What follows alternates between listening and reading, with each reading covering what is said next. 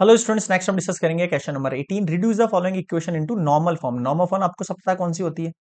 X cos alpha plus Y sine alpha equals to P. उसमें change करो। Find the perpendicular distance from the origin भी निकालो, angle between the perpendicular भी निकालो, positive to x axis के साथ। First equation को अगर मैं देखूं तो √3x plus Y minus eight equals to zero. क्या करते हैं अपन, सबसे पहले 8 को भेज देते हैं उस साइड, है ना। तो या फिर मत भेजो, वैसे कोई इशू नहीं है ना, या भेज दो, बाद में भी कर सकते हैं अपन। अब आपको क्या करना है, डिवाइड करना है रूट ऑफ एक्स के कोफिशिएंट का स्क्वायर वाई के कोफिशिएंट के स्क्वायर से। कितना हो जाएगा, 3 + 1 4, यानी कि 2 से डिवाइड करना है आपको बोथ साइड। √3/2x y/2 और 8/2 यानी 4।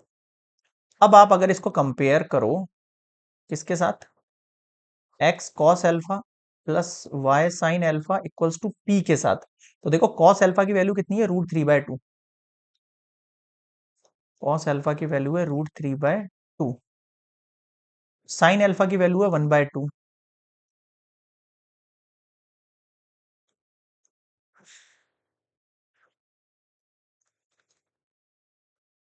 और पी का वैल्यू है 4।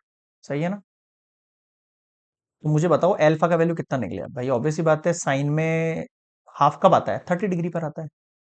कॉस में √3/2 कब आता है, 30 डिग्री पर आता है। तो एल्फा की वैल्यू मिल गई, पी की वैल्यू मिल गई 4। अब आप इसको जमा दो, X cos 30 degree plus Y sine 30 degree equals to P यानी 4। ये हो गई रिक्वायर्ड एक्शन। देखो मैंने सारा लिख दिया, इसमें एंगल लिख दिया है, ये लिख दिया है, सब लिख दिया है इसमें। क्लियर है सभी को। This is complete first part. Second देखो, तो y-2 equals to 0, y equals to 2 हो गया है ओनली। अब इसको किससे डिवाइड करें भाई, रूट एक्स का कोफिशिएंट है नहीं, यानी 0 का स्क्वायर, y का कोफिशिएंट 1 का स्क्वायर, √1। ये तो 1 ही है, तो कुछ होगा ही नहीं। इसमें सिंपली आपके पास एक्स तो है नहीं, तो इसको 0x करके मेंशन कर सकते हैं अपन, कर सकते हैं। यहां अगर आप इसको कंपेयर करोगे किसके साथ, x cos alpha plus Y sine alpha equals to P के साथ, तो आपके पास cos alpha equals to 0, sine alpha equals to 1। तो साइन में 1 कब आता है और कॉस में 0 कब आता है, जब मैं cos alpha equals to cos यहाँ पर 90 डिग्री रख दूं तो, और यहाँ पर भी मैं 1 के लिए साइन 90 डिग्री रख दूं तो एल्फा का वैल्यू कितना आ गया, 90 डिग्री आ गया। और पी का वैल्यू कितना आ गया आपके पास, 2 आ गया। आया नहीं आया। अब इसकी रिक्वायर्ड इक्वेशन लिख दो, आप यहाँ लिख दूं ऊपर,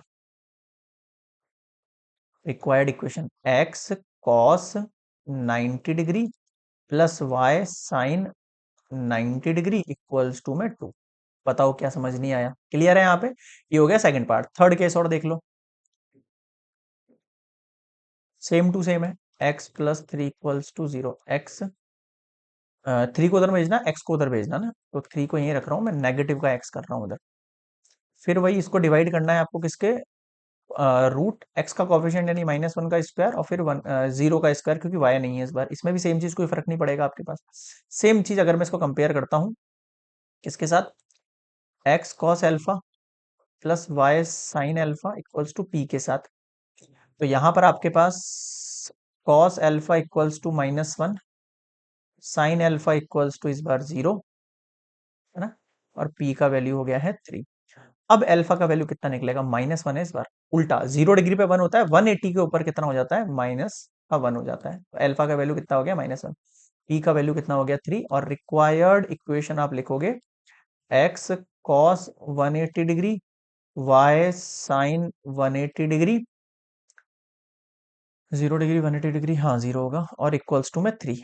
अब बताओ क्या समझ में नहीं आया। क्लियर है यहाँ पे। This is complete question number 18। Next में मिलेंगे 19 पर।